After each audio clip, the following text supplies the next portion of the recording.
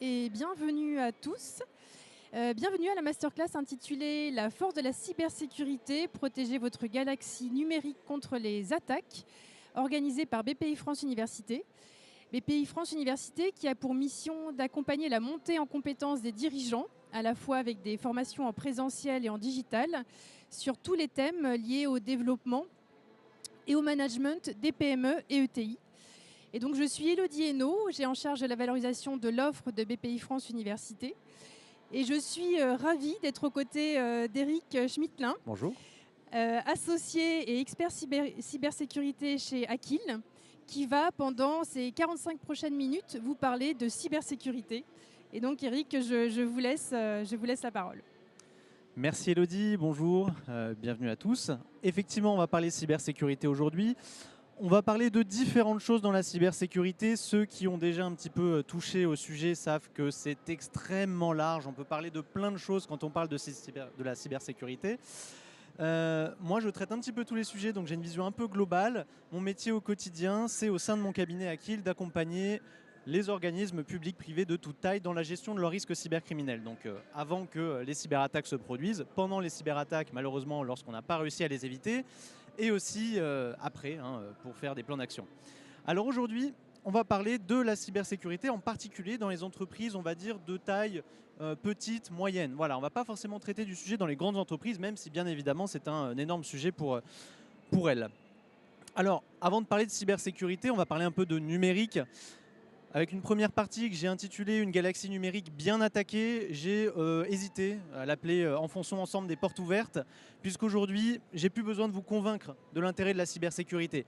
Il y a très peu de dirigeants, très peu de personnes que je vais voir et qui me disent oui, la cybersécurité, pourquoi pas, mais on verra, c'est pas une priorité. Aujourd'hui, vous connaissez toutes et tous quelqu'un dans votre entourage qui, soit à titre personnel, a subi une petite fraude, une petite arnaque, soit qui, à titre professionnel, de dirigeant ou de collaborateur d'une entreprise, a eu des difficultés des suites d'un acte de cybermalveillance. Donc aujourd'hui, j'ai plus besoin forcément de convaincre les dirigeants. Et ces dirigeants, ils sont conscients que leur entreprise est déjà numérique.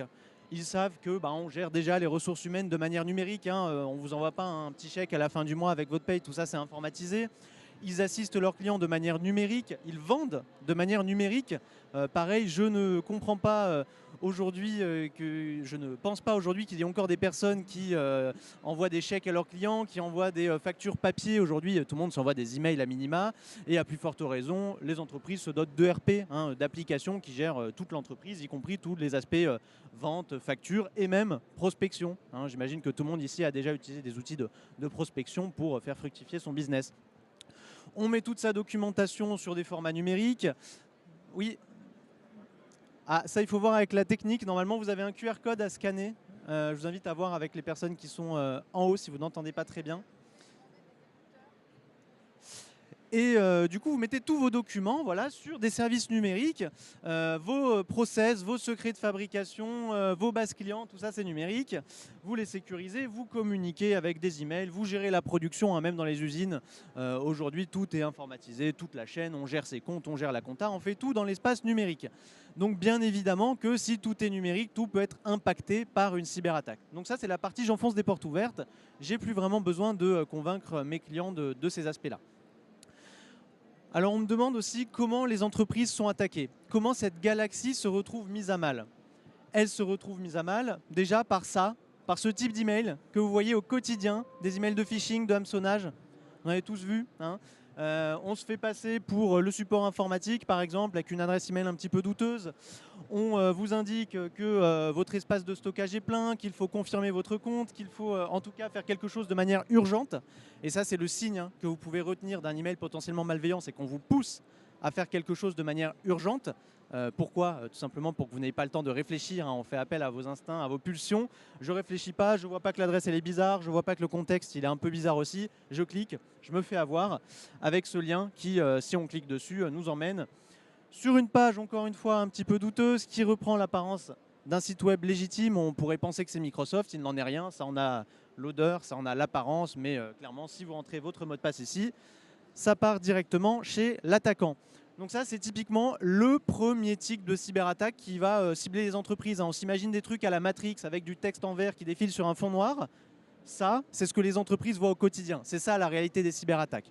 Alors il y a d'autres choses qu'on va voir ensemble, mais déjà, si vous avez formé vos collaborateurs et vous-même sur les moyens de détecter ces emails malveillants, honnêtement, vous avez fait une partie du travail. Hein. Et j'aurais pu parler aussi de toutes les fraudes qui arrivent par mail, les fraudes à fausses factures, faux fournisseurs, changement de RIB, etc., qui marchent pas mal aujourd'hui. Ok, donc notre galaxie numérique, elle est attaquée déjà par des emails malveillants, tout simplement.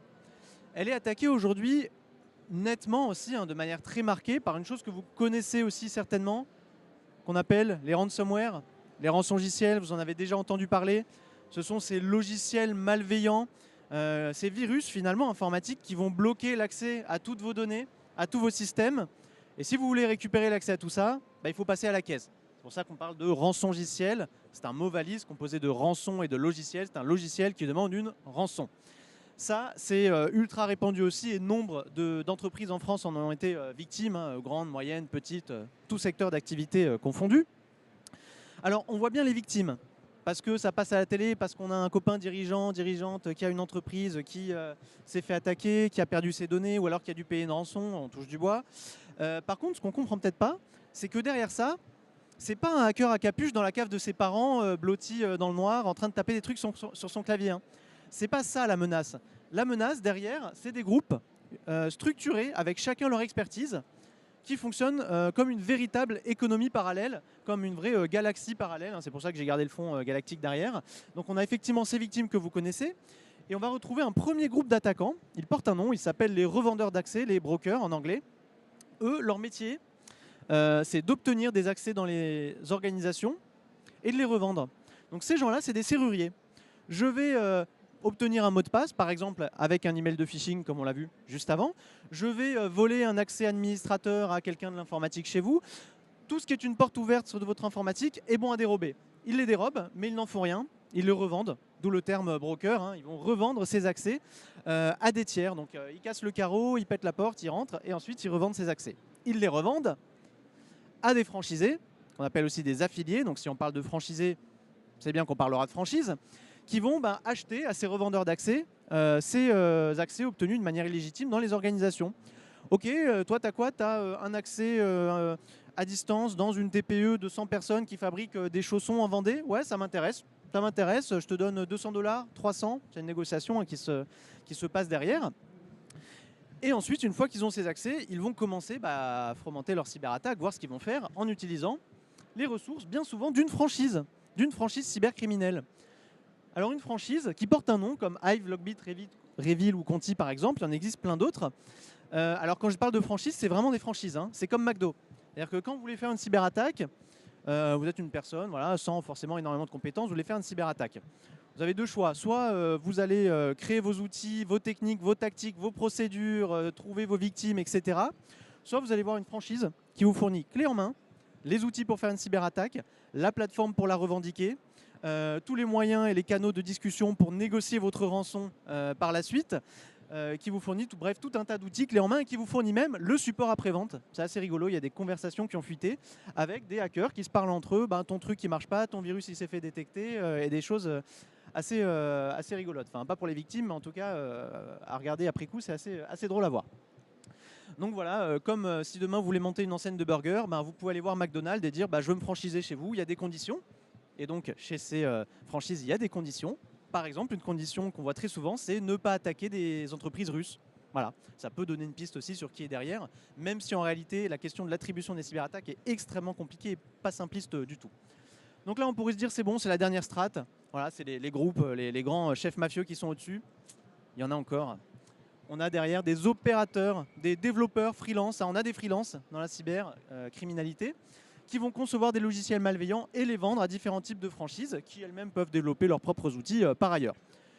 Pourquoi je vous parle de tout ça? Pour vous dire qu'au final, les personnes qui vous attaquent sont précisément pas des individus isolés dans la cave de leurs parents tapis dans le noir avec une capuche sur la tête, mais des groupes cybercriminels structurés, organisés avec chacun leur spécialité, des opérateurs qui conçoivent des logiciels malveillants, qui les vendent à des franchises, qui ont des franchisés, qui obtiennent des accès auprès de revendeurs d'accès pour attaquer à la fin des victimes. C'est quand même beaucoup plus organisé que ce qu'on pourrait penser, et donc la menace, c'est beaucoup plus sérieuse que ce qu'on pourrait penser. Elle est beaucoup plus professionnalisée.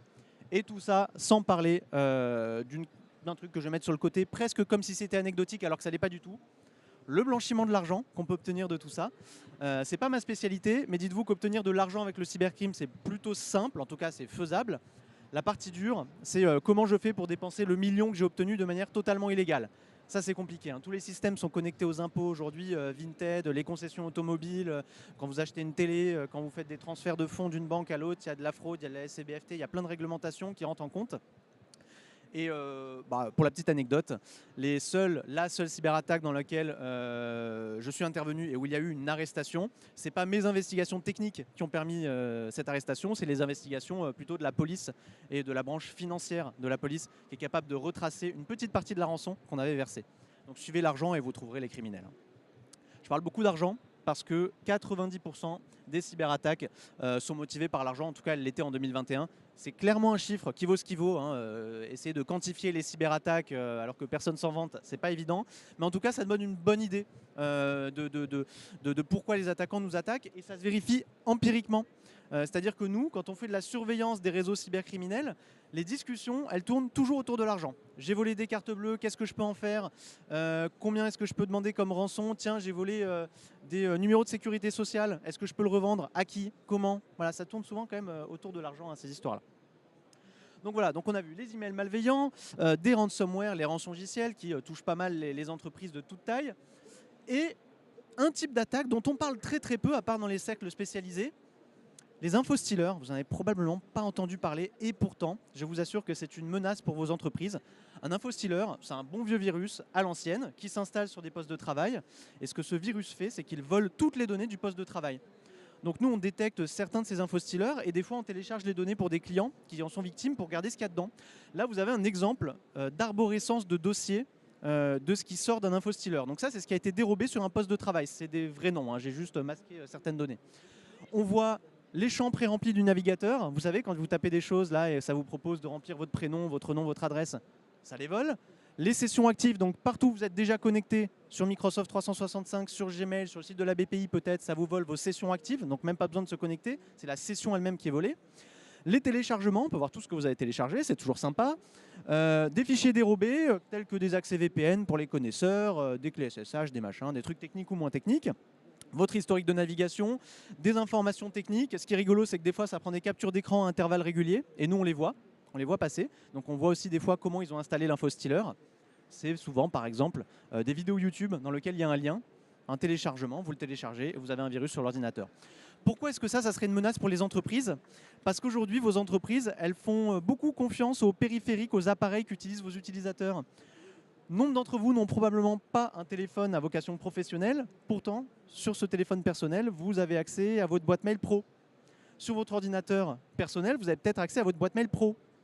Si votre ordinateur personnel est infecté par un infostealer, l'attaquant a accès à votre boîte mail pro. Et donc on a vu pas mal de cyberattaques, notamment des rançongiciels, qui ont commencé comme ça, avec voilà, une entreprise de 2000 personnes, il y en a forcément 2 dans le tas qui ont un infostealer installé sur leur poste et qui dérobe depuis un an toutes les données qui passent. Donc si on se connecte à son webmail depuis chez soi, hop, ça part chez l'attaquant. Ces 3 menaces que je vous montre là, en réalité, c'est des menaces qui sont certes très présentes, mais c'est le bout de l'iceberg, hein. Voilà. Donc ça, c'était la partie j'enfonce des portes ouvertes, mais en vous donnant des exemples un peu concrets de comment les attaquants s'y prennent. Tout ça pour vous dire, les entreprises sont attaquées, oui, de plus en plus, peut-être. En tout cas, elles le sont encore, par des techniques qui évoluent constamment. Donc ça, c'est le constat. On a des entreprises, elles sont attaquées. Bien beau de dire ça, moi je suis aussi là pour proposer des solutions, hein. Et donc on va se poser la question, là vous voyez, je fais des petits parallèles avec le thème, de progresser. Comment on progresse? Comment on progresse sur son niveau de cybersécurité? Qu'est-ce qu'on fait à partir de ce constat? Il est vrai que si une cyberattaque arrivait, on ne pourrait plus verser les salaires, les clients seraient laissés à eux-mêmes, on aurait des achats qui seraient impossibles, on pourrait perdre des prospects, hein, tant qu'on ne sait plus prospecter parce qu'on n'a plus d'informatique, on perd des opportunités de vente, on perd son savoir-faire, on se crée des failles. Il y a un côté bad buzz aussi, hein, quand on se fait attaquer, les actions en général, pouf, ça plonge. Perte de production, hein, pour les employés qui se retrouvent au chômage technique, hein, très souvent. Impossibilité de payer les factures, impossible de clore les comptes, une cyberattaque à 2 mois de la clôture comptable, ça incite à payer la rançon. Voilà. Sachez que d'ailleurs, petite anecdote, il y a une ligne pour mettre une rançon en comptabilité. Voilà, j'ai appris ça sur une cyberattaque. On sait où placer un paiement de rançon dans une comptabilité, même si c'est vraiment pas conseillé de payer la rançon. Alors, on va progresser pour protéger ses actifs. Ça, c'est une des raisons pour laquelle on veut progresser, c'est tout simplement pour éviter tous ces impacts. Et c'est la première en général. La deuxième raison pour laquelle on va vouloir progresser sur la cybersécurité, en fait, c'est parce que c'est la loi, parce que vous n'avez pas le choix. Aujourd'hui, on a pas mal de directives, pas mal de lois. Alors je dis la loi, en général, je généralise un peu, mais c'est les lois, les directives, bref, tout le contexte réglementaire. Vous avez NIS 2, vous avez peut-être entendu parler. Le RGPD, ne me dites pas que vous n'en avez pas entendu parler, parce qu'avec le nombre de bandeaux de cookies que vous acceptez à la journée, vous en avez entendu parler. DORA, la LPM, IPA pour ceux qui gèrent de la santé aux États-Unis, PCI DSS pour ceux qui font des paiements par carte bancaire. En fait, il y a tout un tas de textes qui ne vous donnent pas le choix, pas d'autre choix que d'appliquer des mesures de cybersécurité. Et c'est d'ailleurs un des casse-têtes pour les dirigeants que de se dire, ok, c'est quoi toutes les lois qui me sont applicables, toutes les réglementations, lesquelles demandent quoi, lesquelles de ces mesures se recoupent entre elles, comment je les traite, est-ce qu'il y en a qui sont contradictoires, voilà, c'est aussi un sujet. Mais donc voilà, au-delà de protéger vos organisations, vos entreprises, en fait, faire de la cybersécurité, c'est juste respecter la loi, c'est demander, vous n'avez pas trop le choix. Et j'en oublie plein, il y en a encore plein d'autres, des lois et des réglementations. Alors, c'est respecter la loi, c'est aussi rester concurrentiel. Et ça, c'est une approche un peu novatrice. Ce n'est pas forcément quelque chose que beaucoup d'experts vont vous dire. On va vous dire, il faut faire de la cybersécurité pour protéger vos données, vos utilisateurs, vos applications, pour respecter la loi. Mais ce qu'on ne vous dit pas, c'est que c'est aussi un enjeu business aujourd'hui de faire de la cybersécurité. Peut-être que certains d'entre vous en ont déjà fait les frais, mais si vous commencez à répondre à des appels d'offres, il y a des petites clauses qui commencent à se glisser petit à petit sur justifier de votre niveau de cybersécurité, noté sur 5 points. Alors c'est des petits points, mais ça commence à monter en termes de notation dans les appels d'offres. Donc on commence à voir ça. On commence à voir aussi des exigences de certification. Vous avez des organismes qui vous disent, si vous voulez travailler avec nous, montrez-nous une ISO 27001, montrez-nous PCI DSS pour faire des paiements par carte bancaire. Donc on est un peu obligé d'y aller. Nous, ça nous est déjà arrivé de voir des clients perdre des propositions commerciales à cause d'un critère, ils n'étaient pas certifiés ISO 27001. Voilà. Alors, on peut se dire que c'est intelligent, pas intelligent, mais en tout cas, c'était le critère d'achat qui avait été posé. On a aussi, et ça se fait beaucoup dans notre secteur d'activité qui est la cybersécurité, des exigences de label. Alors ça, c'est plus pour les professionnels de la cybersécurité, mais on nous demande à nous, professionnels de la cybersécurité, d'être exemplaires à travers des certifications comme des visas de l'ANSSI, PAX, PASSI, voilà, pour les connaisseurs, il en existe plein d'autres. Et du coup, là, on n'a pas le choix. Nous, il y a des appels d'offres sur lesquels on ne peut pas aller si on n'a pas ces labels qui sont délivrés par des gouvernements, par l'AFNOR ou par d'autres types d'autorités certificatrices. Pour l'instant, c'est quand même concentré sur les sociétés qui proposent des services de cybersécurité ou des produits apparentés à la cybersécurité. Moi, je le vois bien arriver ça demain plus largement sur d'autres types d'entreprises. Un petit label, on vous dit si vous l'avez, c'est bien, et demain, on vous dira il faut l'avoir si vous voulez faire du business avec nous. Et puis, ça, vous l'avez peut-être eu aussi, c'est des entreprises qui vont vous demander un plan d'assurance sécurité, un PASS. C'est quoi un plan d'assurance cybersécurité? Un plan d'assurance sécurité, c'est la même chose. C'est une entreprise qui va vous demander un document dans lequel vous détaillez tout ce que vous faites en cybersécurité. Je prends un exemple. Vous êtes courtier en assurance, ou vous vendez des assurances, et derrière, c'est un gros assureur qui va prendre les assurances comme, je sais pas, MAF, GMF, Swiss Life ou autre. Et bien ces acteurs-là vont vous demander de remplir un document. Vous allez dire, vous allez vendre nos produits. Donc si vous vendez nos produits, on va s'assurer que vous faites les choses dans les règles de l'art et vous allez donc nous produire un plan d'assurance sécurité et vous allez dire tout ce que vous faites en termes de cybersécurité et ça a intérêt à être conforme à nos exigences, sinon vous ne serez pas notre partenaire. Et bien figurez-vous que ça explose. On a pas mal de clients qui viennent nous voir. Le besoin, c'est pas tant un besoin faisons de la cybersécurité ensemble pour protéger les activités. Le besoin, c'est j'ai 50% de mon chiffre d'affaires qui dépend d'un partenariat avec une entreprise et cette entreprise m'a dit vous allez me faire un pass et vous allez expliquer ce que vous faites. Et là, c'est panique à bord, on n'a pas de pass, ça peut être normal et surtout, on ne sait pas quoi mettre dans le pass parce qu'on ne fait pas grand-chose. Donc ça, si vous l'anticipez, je vous assure que vous allez avoir un avantage concurrentiel. Alors ça dépend des secteurs d'activité, ça dépend de beaucoup de choses. En tout cas, dans le tertiaire, dans la prestation intellectuelle, dans toutes les activités où vous allez manipuler de la donnée de prestataires qui vont vous confier de la donnée, ils vont vous demander des choses. Si vous faites de l'assurance et que vous traitez des données pour le compte d'un assureur, par exemple, ils vont vous demander des trucs. Si vous êtes sous-traitant de manière générale, vos partenaires vont vous demander des choses. S'ils ne l'ont pas encore fait, ça va arriver. Et donc, la cybersécurité, ça devient un critère pour les achats. C'est des choses qui vous permettent de développer du business. Voilà. Alors c'est un truc que j'avais du mal à dire il y a quelques années et pourtant aujourd'hui ça se vérifie. Hein. Ça devient un vrai accélérateur que d'être clean sur sa cyber et de savoir afficher un bon niveau devant qui vous le demandera. Ok, j'ai compris. Il faut que je fasse de la cybersécurité. C'est important pour mon activité, c'est important parce que c'est la loi et c'est important parce que ça me donnera un avantage concurrentiel. La question c'est comment je fais de la cybersécurité. C'est ultra flou, je ne sais pas par où commencer, ça coûte cher. En tout cas, j'ai un copain qui m'a dit que ça coûtait cher. Il y a une réponse à la question comment commencer à progresser. Alors, avant de parler des réponses, il y a la question des thèmes, sur quoi on va progresser. Donc il y a l'ANSSI, l'Agence nationale de la sécurité des systèmes d'information, qui vous donne un petit peu des pistes. Elle vous donne des catégories dans lesquelles vous pouvez progresser. La première, c'est la catégorie sensibiliser et former. Former vos collaborateurs, c'est indispensable. Former vos dirigeants, ça l'est aussi. Typiquement, les mails qu'on a vus tout à l'heure, il y a des outils automatisés pour essayer d'éviter que ces emails arrivent dans vos boîtes. Mais ce qui fait qu'au final, vous n'allez pas vous faire avoir et que les gens ne vont pas se faire piéger par des fraudes qui arrivent par mail, c'est que vous avez expliqué à vos collaborateurs ce que c'est une fraude et pourquoi ça arrive par mail et comment on les évite. Donc ça, c'est le premier pilier. Le deuxième, c'est connaître son système d'information. C'est tout bête, mais vous ne pouvez pas sécuriser ce que vous ne connaissez pas. Comment sécuriser les applications que vous ne connaissez pas? Comment sécuriser des utilisateurs que vous ne connaissez pas? Un parc de postes de travail que vous ne maîtrisez pas? C'est pas possible, donc il faut déjà avoir un inventaire et tout ce qui s'ensuit. On parle de contrôler, authentifier et contrôler les accès, vérifier qui a accès à quoi, comment on y accède, est-ce qu'il y a des bons mots de passe robustes, est-ce qu'on a de l'authentification à 2 facteurs, plein de choses rentrent dans cette catégorie. On parle de sécuriser les postes de travail que vous distribuez et les postes de travail qui sont utilisés par les collaborateurs, qui sont leurs postes personnels et sur lesquels ils se connectent. Il y a des solutions pour sécuriser ces choses-là. On parle de sécuriser le réseau, bien entendu, si on a un réseau d'entreprise. On parle de sécuriser l'administration, ça c'est une partie qu'on oublie tout le temps. On dit oui, l'informaticien il s'y connaît, donc lui il a tous les droits sur tout le système d'informaticien, tout le système informatique. C'est lui qui gère toute l'informatique. Alors attention, les informaticiens chez vous, dans vos entreprises, ils ont souvent des droits extrêmement étendus et ça en fait de très belles cibles. Et c'est pas parce qu'on est informaticien qu'on est expert en cybersécurité. Demandez-leur, d'ailleurs souvent ils l'avouent d'eux-mêmes. Et moi je suis expert en cybersécurité et pas en informatique. C'est pas la même chose. Il y a beaucoup d'adhérence, mais c'est pas la même chose. Donc il y a des choses à faire. Gérer le nomadisme, comment on se balade avec des ordinateurs un peu partout sans dégrader notre niveau de sécurité. Et enfin, voilà, maintenir le système d'information à jour. Les fameuses mises à jour que vous retenez, c'est pour des raisons de sécurité le plus souvent. Et la dernière catégorie que vous pouvez couvrir, c'est superviser, auditer, réagir.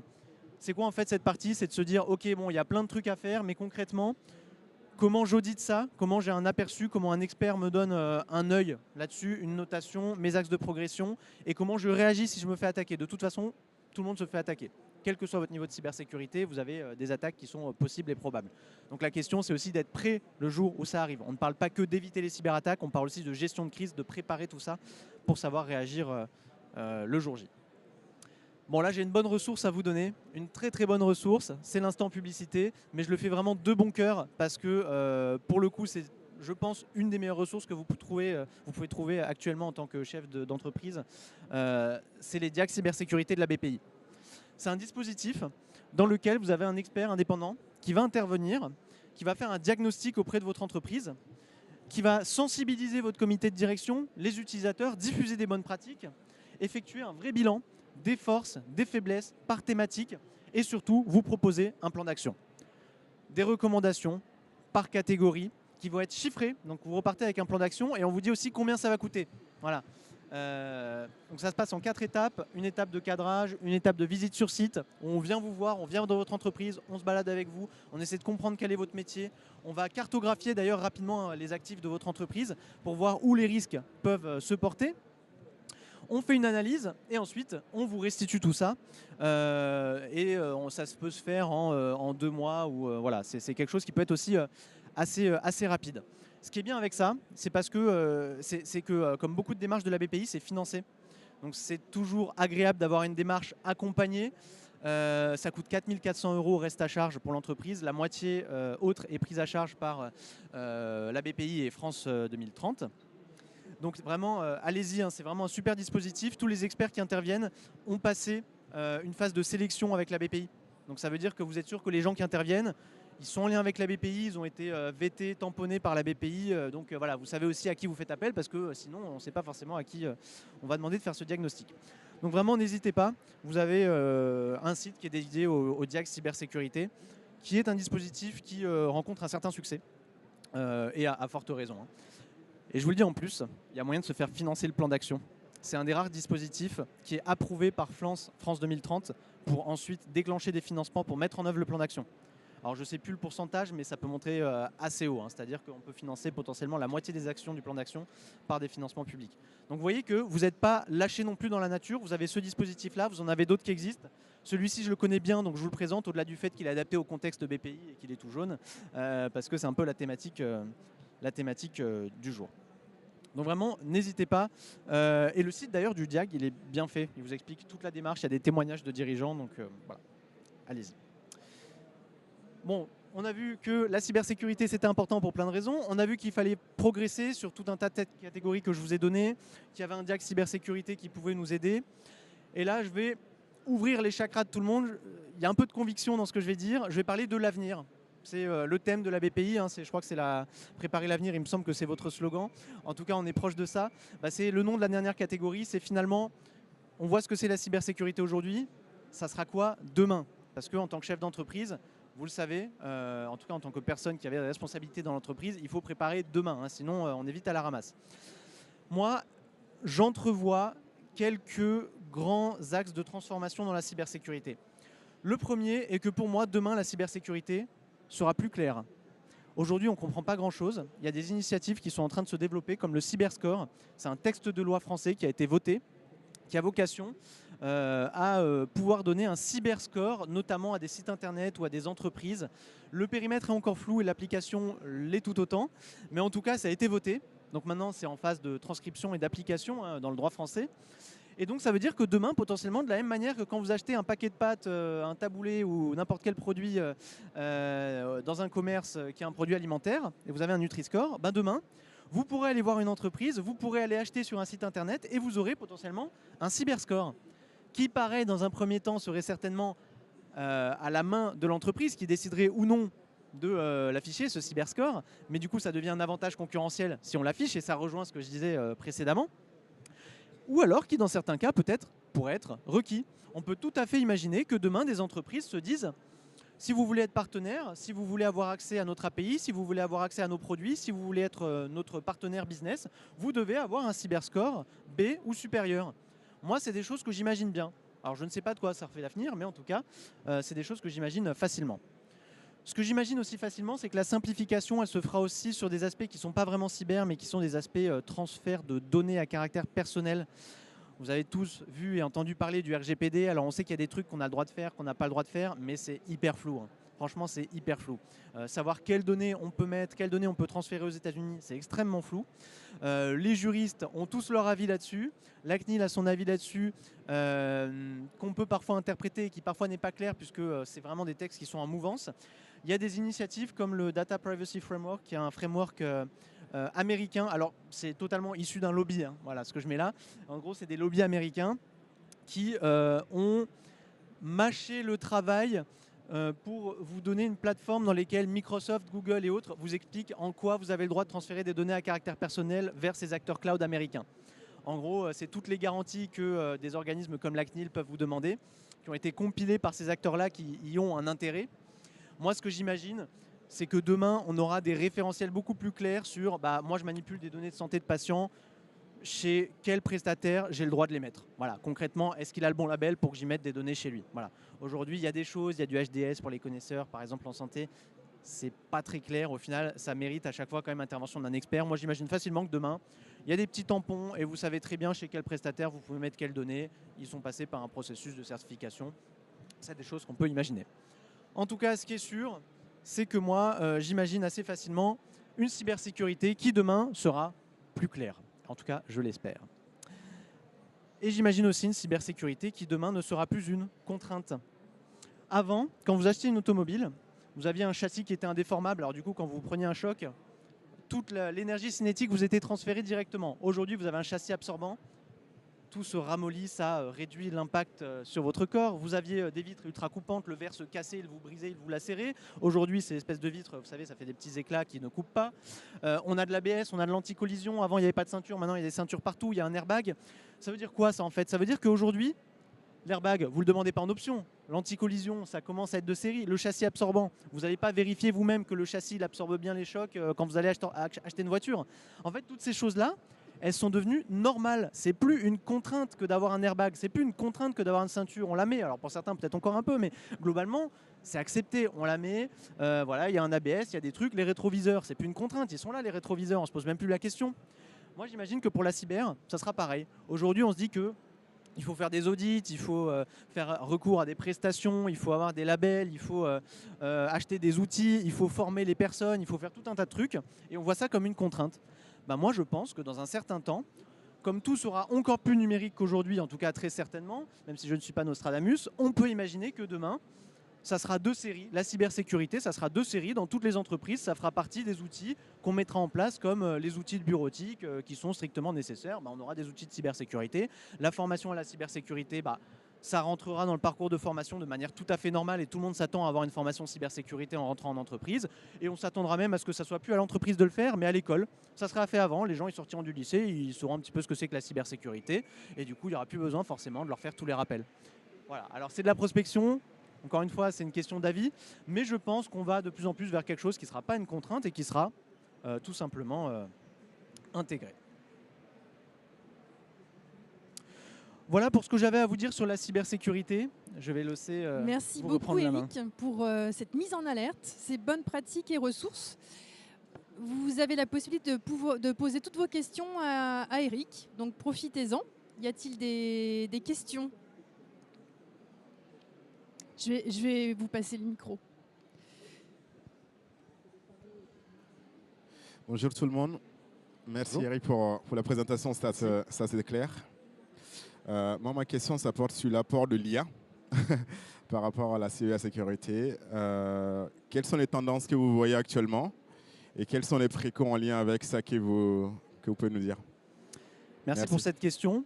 Je ne vais pas vous dire qu'on ne l'attendait pas, puisqu'on en parlait juste avant et on s'est dit que c'était une question qui allait arriver. L'IA aujourd'hui, on n'y coupe pas, tout le monde en parle sur tous les stands. Et en cybersécurité, clairement, on en parle aussi. Alors on en parle du côté de l'attaquant et de la défense. Du côté de l'attaquant déjà, parce qu'on voit tout de suite la défense, comment on peut mieux se défendre avec l'IA, mais en réalité, la question, elle se pose aussi du côté des attaquants. Ça a déjà transformé le paysage. Les fameux mails malveillants que je vous ai montrés, avant, vous vous souvenez, il y avait un peu des fautes. Les logos, ils étaient un peu déformés, il y avait des trucs, c'était maladroit. Aujourd'hui, avec l'IA, il y a beaucoup de mails malveillants qui arrivent qui sont impeccables. Il y a 0 faute, ils sont bien structurés parce que bonjour ChatGPT, peux-tu me générer un email malveillant? Il y a des petites sécurités qui sont assez faciles à faire sauter sur ChatGPT. Donc déjà côté attaquant, ultra simple. On a des outils aussi offensifs qui permettent de détecter beaucoup plus massivement des failles sur des systèmes d'information. Alors ça c'est beaucoup plus naissant, mais ça existe. Il y a même des IA d'ailleurs dont vous avez peut-être entendu parler. Il y a EvilGPT qui est un ChatGPT malveillant, et à qui vous pouvez demander de créer des virus, de rendre des virus invisibles face aux antivirus et des choses comme ça. Ça marche, vite fait, c'est en vente sur le dark web. Voilà. Donc côté des attaquants, il y a plein de trucs qui se trament. Côté défense, on va aussi s'en aider.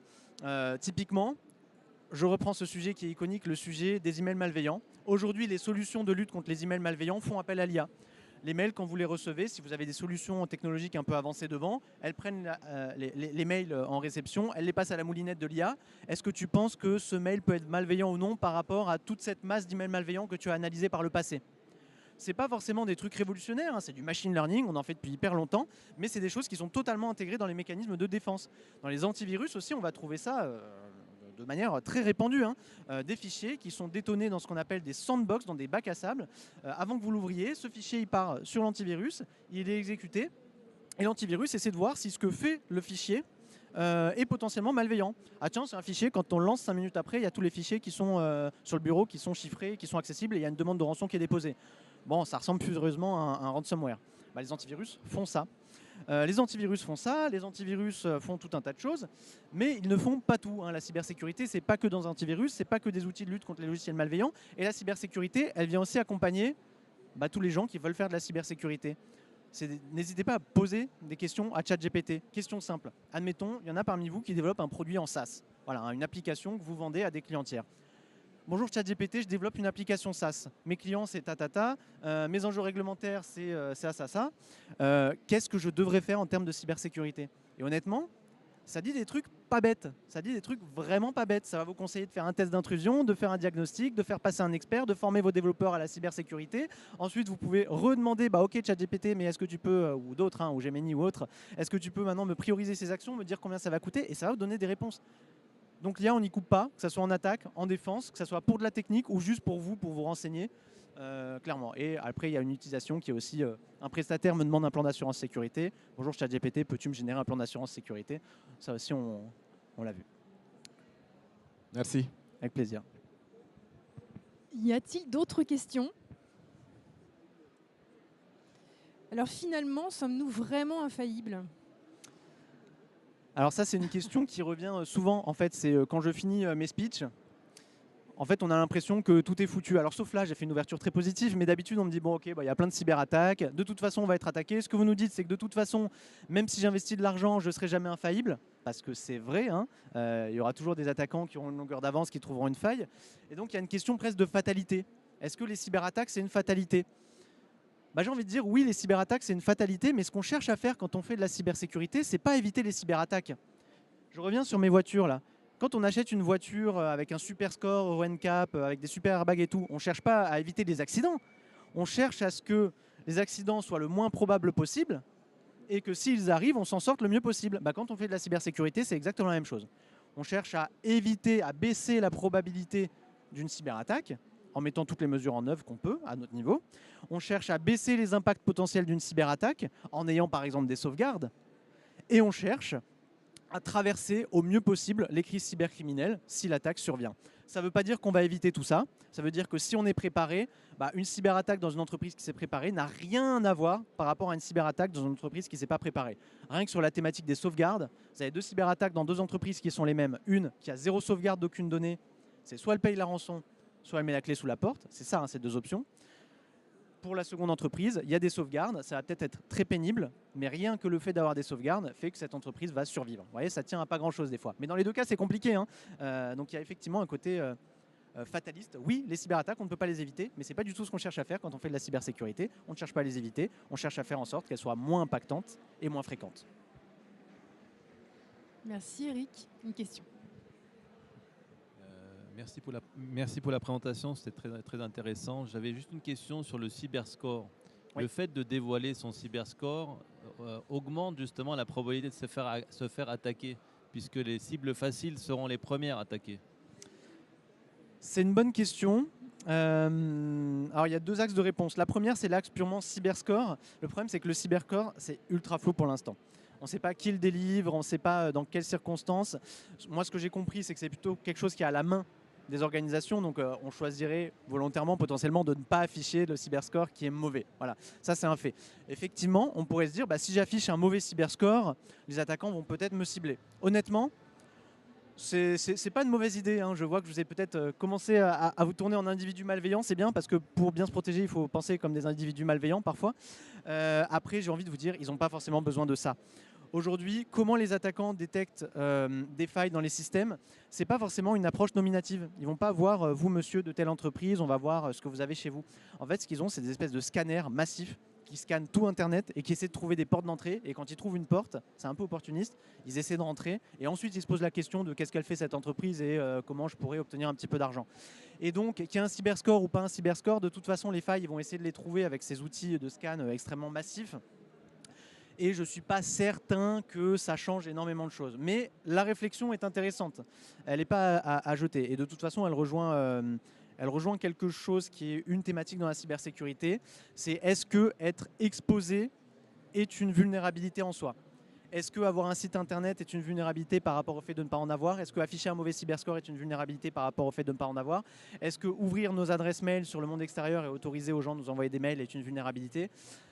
C'est un sujet. Placer le curseur sur qu'est-ce qu'on expose sur Internet pour que les clients nous trouvent, pour qu'on fasse du business versus masquer et se retrancher derrière une barricade pour que rien ne soit visible, mais en même temps on se met des bâtons dans les roues niveau business, c'est une question.